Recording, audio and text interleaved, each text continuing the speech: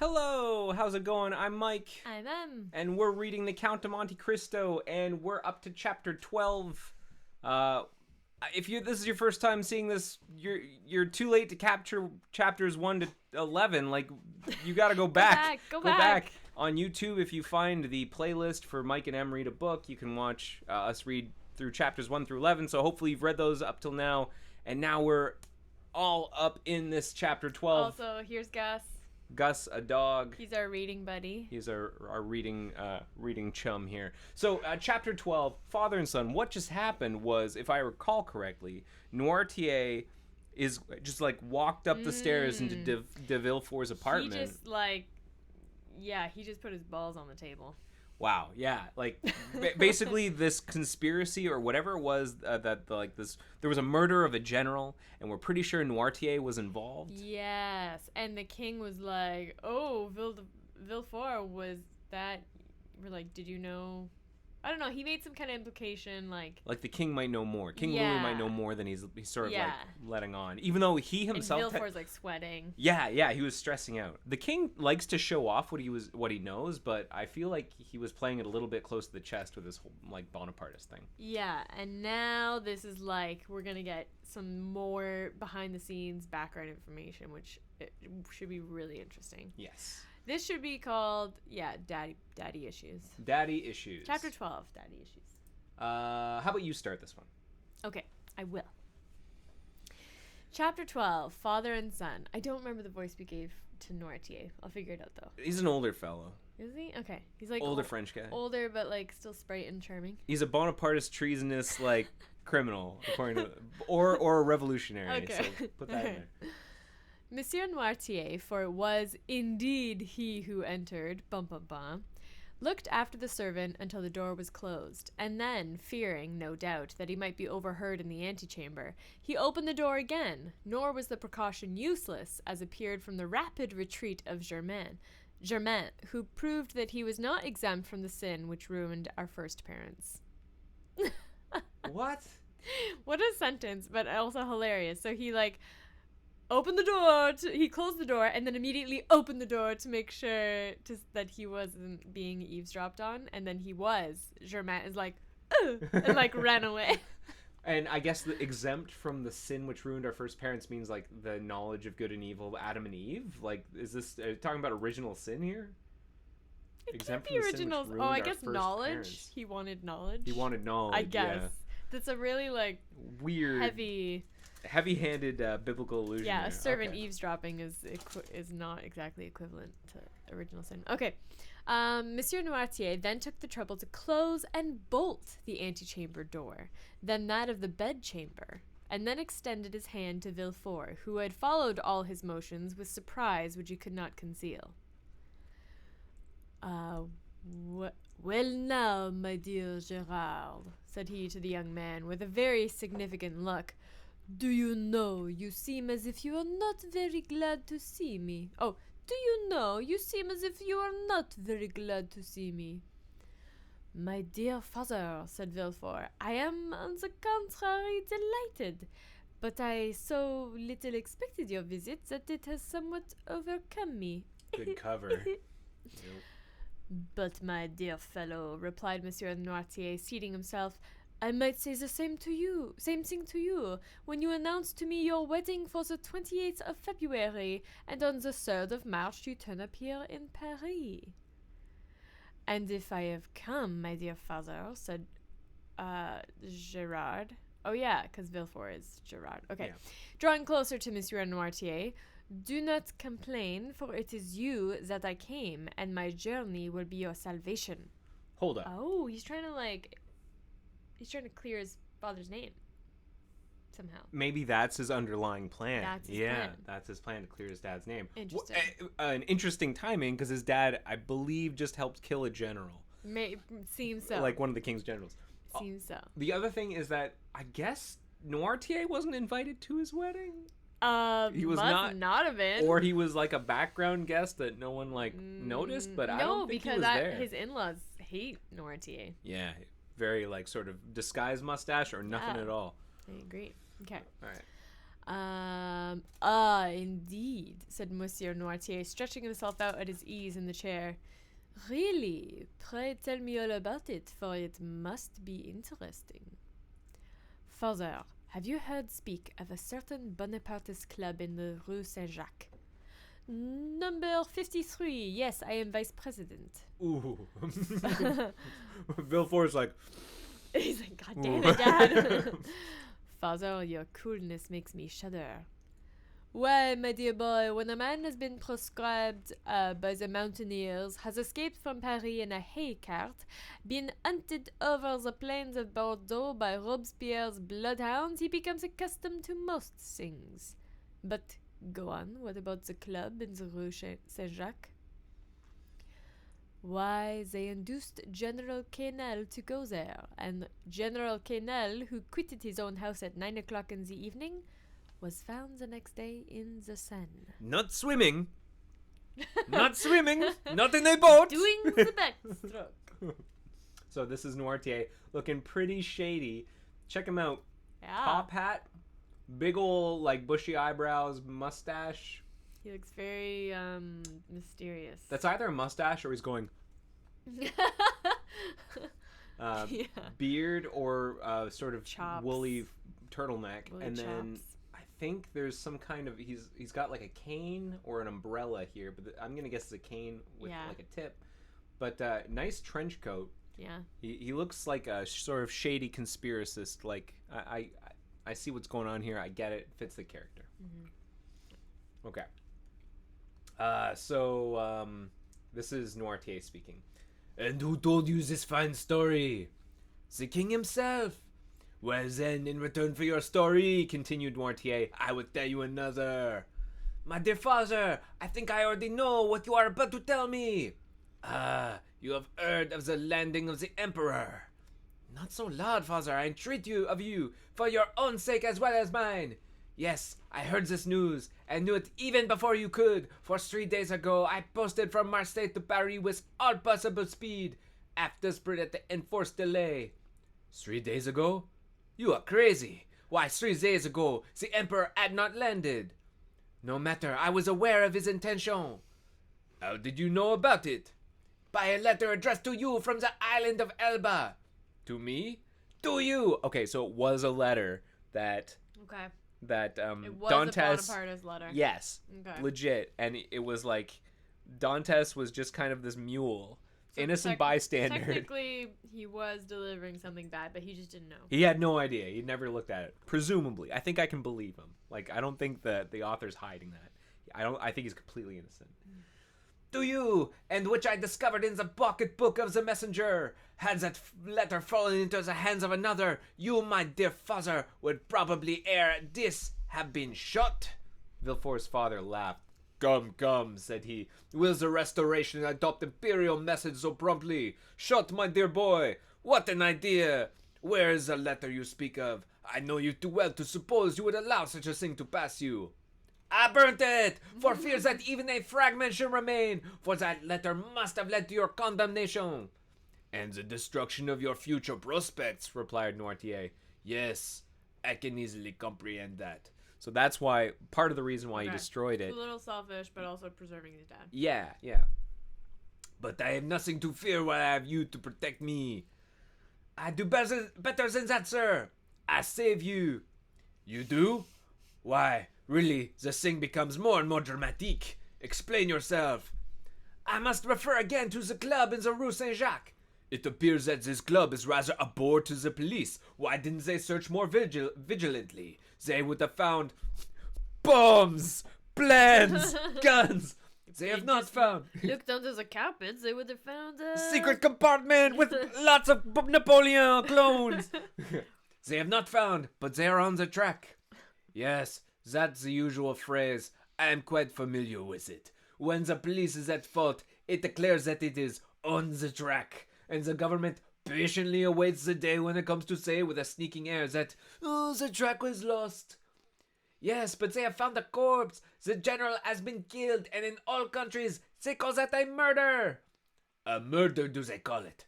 Why, there's nothing to prove that the general was murdered. He could have been taking a late night swim and happened to have rocks as part of his swimming trunks.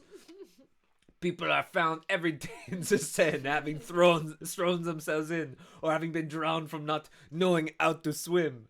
There you go. It could have been any Bonapartist crew that killed him. Father, you know very well that the general was not a man to drown himself in despair, and people do not bathe in the Seine in the month of January. No, do not. He was doing a polar bear swim. Yes, it was a YouTube challenge. No, do not be deceived. This was murder in every sense of the word. And who thus designated it? The king himself. The king. I thought he was a philosopher enough to allow that there was no murder in politics. In politics, my dear fellow, you know as well as I do, there are no men but ideas, no feelings, but interests. In politics, we do not kill a man, we only remove an obstacle, that is all. Cold. Yeah, all's fair in love and war, I guess, here. Would you like to know how matters have progressed? Well, I would tell you, it was thought reliance. It was thought reliance? It was thought reliance might be played. Thank you. It was thought reliance might be placed in General Quesnel. He was recommended to us from the island of Elba. One of us went to him and invited him to the Rue Saint-Jacques, where he would find some friends. He came there, and the plan was unfolded to him for leaving Elba, the projected landing, etc., Napoleon. When he had heard and comprehended all to the fullest extent, he replied that he was a royalist. Then all looked at each other like, did no one ask? It's like question one, man. Yeah. Wait. Who let this guy in? Who let this guy pass the door? Yeah. He was made to take an oath. Oh, okay, so they did. He was made to take an oath and did so, but with such an ill grace that it was really tempting Providence to swear thus. And yet, in spite of that, the general was allowed to depart free, perfectly free. Yet he did not return home. What could that mean? Why, my dear fellow, that on leaving us he lost his way, that's all. A murder? Really, Villefort, you surprise me. You, a deputy procureur, to found an accusation on such bad premises. Did I ever say to you, when you were fulfilling your character as a royalist and cut off the head of one of my party, my son, you have committed a murder? No, I said, very well, sir, you have gained the victory. Tomorrow, perchance, it will be our turn. Okay, so he's like, it wasn't a murder, it was just like a side effect of politics. Yeah, it's not murder, it's a political killing. But father, take care. When our turn comes, our revenge will be sweeping.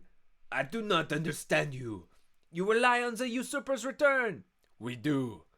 You are mistaken. He will not advance 2 leagues into the interior of France without being followed, tracked, and caught like a wild beast. My dear fellow, the emperor is at this moment on the way to Grenoble on the 10th or 12th. Oh, hang on. 10th. How do you say 10th? Tenth. But like en français. Oh, 10th. DCM. DCM or 12e. He will be at Lyon and on the 20e. I don't actually know, yeah. 20th or 20. 24e. Wait, no, it's 25th. 25e at Paris. We're really making stuff up here. For the people who actually speak French. Hold on. She's going to look it up. I'm going to take a quick break. This is really rough on my throat. I'm going to take a quick sip of tea. Yeah, it is right. You're squeezing a little bit. But it sounds like... So the emperor is at this moment on the way to Grenoble. On the 10th or 12th, he'll be in Lyon. And on the 20th or 25th at Paris. So he is moving quickly north. Okay. And what did we find for 25th?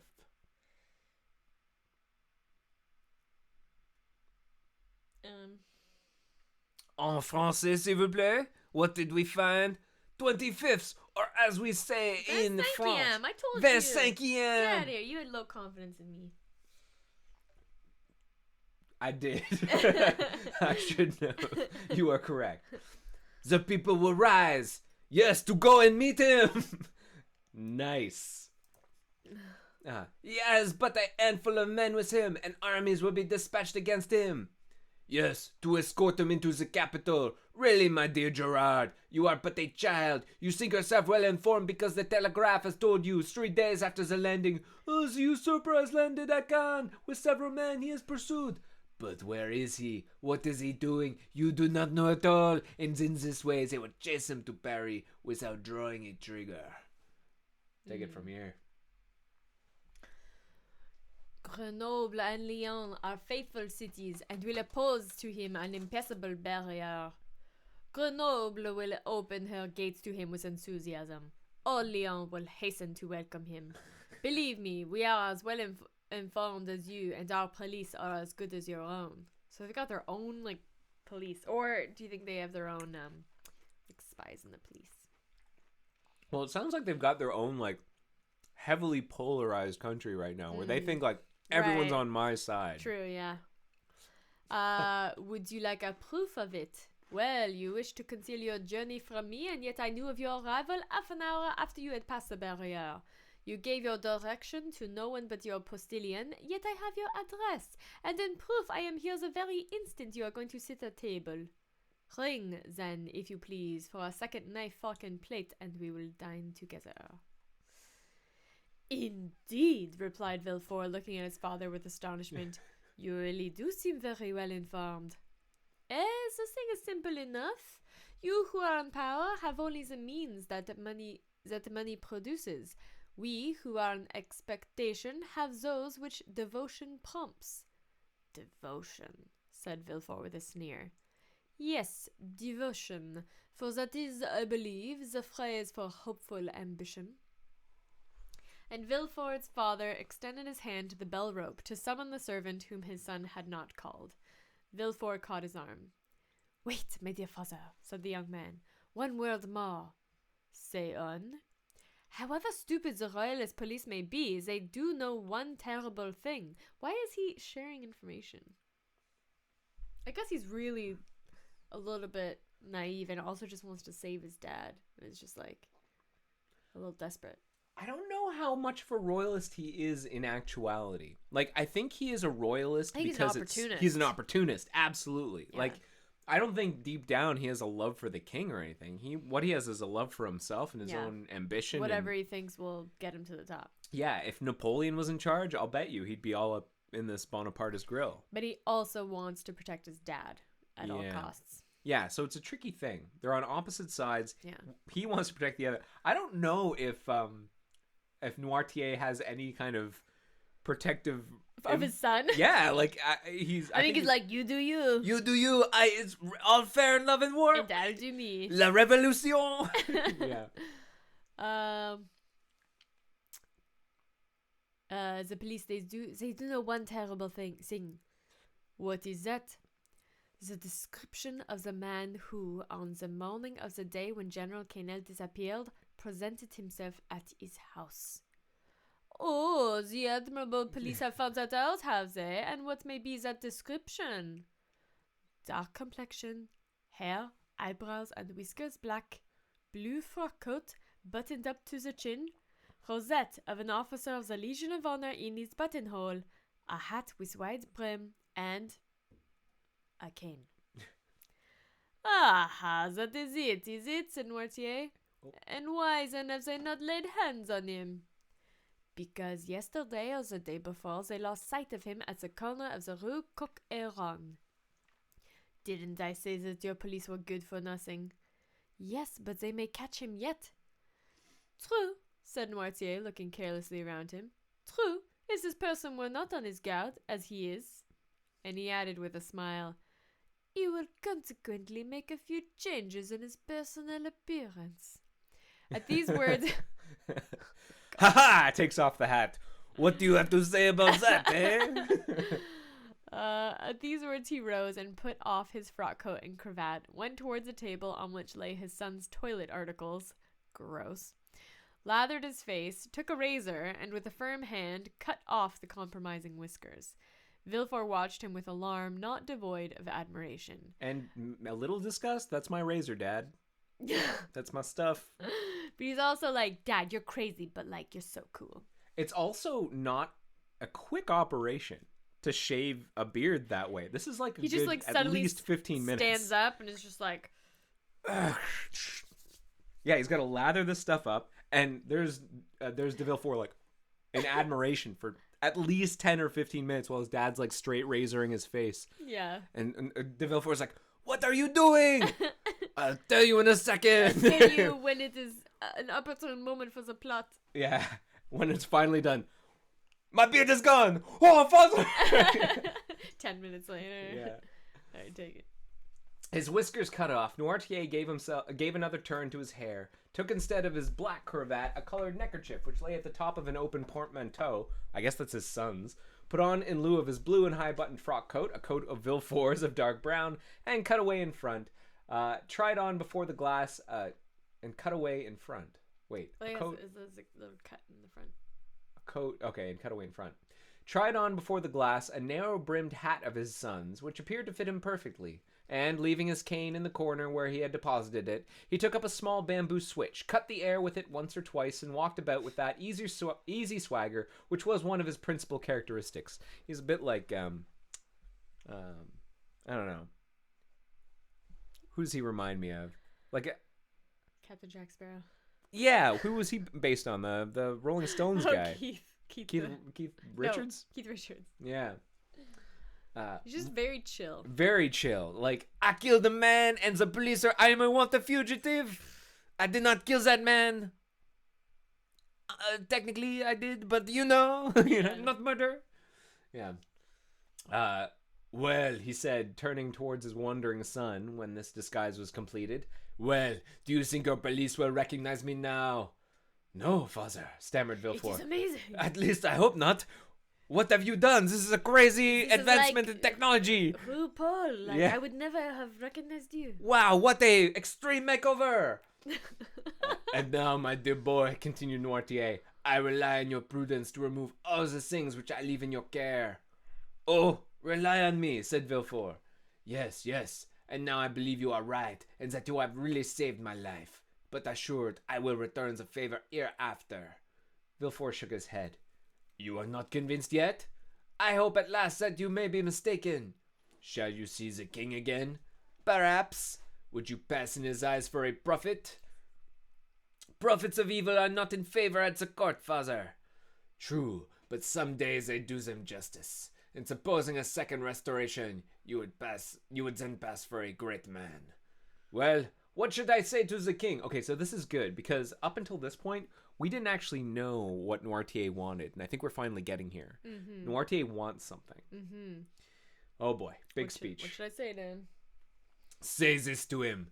Sire, you are deceived as to the feeling in France, as to the opinions of the towns and the prejudices of the army. He whom in Paris you call the Corsican ogre, who at Nevers is styled the usurper, is already saluted as Bonaparte at Lyon and Emperor at Grenoble. Oh my god. You think he is tracked, pursued, captured? He is advancing as rapidly as his own eagles. The soldiers you believe to be dying with hunger, worn out of his fatigue, ready to desert, gather like atoms of snow about the rolling ball as it hastens onward.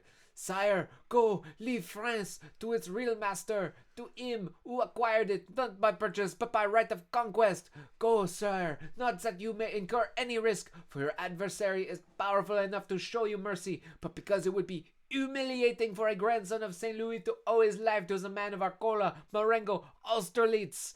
Tell him this, Gerard, or rather, tell him nothing. Keep your journey a secret. Do not boast of what you have come to Paris to do or have done. Return with all speed. Enter Marseille at night, and your house by the back door, and there remain quiet, submissive, secret, and above all, inoffensive. For this time, I swear to you, we shall act like powerful men who know their enemies. Go, my son, go, my dear Gerard, and by your obedience to my paternal order, or if you prefer it, friendly counsels, we will keep you in your place. This will be," added Noirtier with a smile, "one means by which you may a second time save me, if the political balance should someday take another turn, and cast you aloft while hurling me down. Adieu, my dear Gerard, and at your next journey, alight at my door."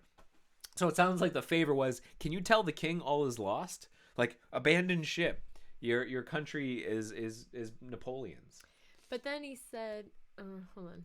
Or just Or he's Go just away. like, yeah, Just exactly. bottle yourself up. Don't like. Just stick your head in the sand. Stay down. Keep that thing that you burnt. Keep it dead. Yeah, and Everything you know. Put your head in the sand. A or B. Yeah. Mm-hmm. Noirtier left the room when he had finished, with the same calmness that had characterized him during the whole of this remarkable and trying conversation. Villefort, pale and agitated, ran to the window, put aside the curtain, and saw him pass, cool and collected, by 2 or 3 ill-looking men at the corner of the street, who were there, perhaps, to arrest a man with black whiskers and a blue frock coat and hat with broad brim. Why don't you take the clothes? All right. Villefort stood watching, breathless. He's like, oh my god, my father is the coolest man alive. Until his father had disappeared at the Rue Bussy. Then he turned to the various articles he had left behind him, put the black cravat and blue frock coat at the bottom of the portmanteau, threw the hat into a dark closet, broke the cane into small bits. That seems like a waste. That like, seems a real he could have excessive. just given it to somebody. Yeah, like was there a description of the cane? It's a cane. Like, I know. Broke it into small bits and flung it into the fire. Put on his traveling cap, and calling his valet, checked with a look the 1,000 questions he was ready to ask, paid his bill, sprang into his carriage, which was ready, learned at Lyon that Bonaparte had entered Grenoble, and in the midst of the tumult which prevailed along the road, at length reached Marseille, a prey to all the hopes and fears which enter into the heart of man with ambition and its first successes. Okay. So, like, serious stuff is underway here. Like, Napoleon is on the ground in Paris. Mm-hmm. Well, he's not Grenoble. Paris, in France. He's in Grenoble. Like, he's on the ground and he's making headway. Yeah. And Noirtier and his team are all like, yeah, let's do this. Like, yeah, it would be like a avalanche. It's really hard to know who is right here. And how would you know at the time? Like, Villefort, I don't know. On the one hand, you have the king and all of his resources being like, you know, we're totally comfortable in power, and also let's stamp out that nuisance. And then you have his, you know, your dad being like, you don't, bless you, like, you don't know anything, and Napoleon is pretty much the emperor again, or already. Yeah. Like You're already lost. You've already lost. Yeah. Yeah, that's gotta be. Yeah, news travels so slowly. You just have to know who to trust. That's an interesting thing about this time period, is that people travel almost as quickly as information does. I mean, the telegraph is helping a little bit, right? But for spy work and on the ground stuff. Yeah, it's like by the time you find Napoleon's on his way, he's there. You know. Yeah. Or at least he's like a couple of hours out. So like. Is this where Napoleon is already like he never comes back into power, does he? You know what? He might have. I don't remember. Look this up. I don't actually know. I know that he was exiled to Elba. Yeah. For real. The historical Napoleon was exiled to Elba. Yes. And then was exiled somewhere else. So maybe he was caught and then exiled, or yeah, he must have just been caught and then exiled again. Maybe he was trying to do another uprising. I don't actually know. And I think that's something we should probably look at. I've been trying to like find videos about the historical context of the Count of Monte Cristo, but too many of them worry me because I worry about spoilers. I don't want the spoilers. True. That's true. I just want the history. Our poor historical knowledge makes the story that much more like exciting for us. Yeah. We're learning a lot as we go. Sorry to anybody listening who's like, Dodoy, don't you know? Dodoy, that Napoleon, he invaded again. Yeah. Okay, so that was chapter 12. I think we're gonna cap it there. Maybe we'll read another chapter in a couple of days. Yes, and probably more consistently if we can. Yeah, we're gonna pick this up again more consistently. Thanks again for watching chapter 12 of the Count of Monte Cristo. Let us know what you thought in the comments. Like, subscribe, all that stuff, and stay safe. Wash your hands, and we'll see you soon. And also let us know if you think that Villefort's dad is a total badass, because I think he is. Yeah, is he the Jason Bourne of like Bonapartists? I think he's like the bad boy of this story. He's like the AJ. Sirius Black. He's like the serious. Well, yeah, maybe. Anyway, yeah. Let us know what you think of Noirtier. Does Noirtier stand for something? Black something? Noirtier, what does that mean? Black something. Black Nortier. I don't know. More for us to research. All right. Take care, everyone. We'll see you soon. See you soon. Bye-bye.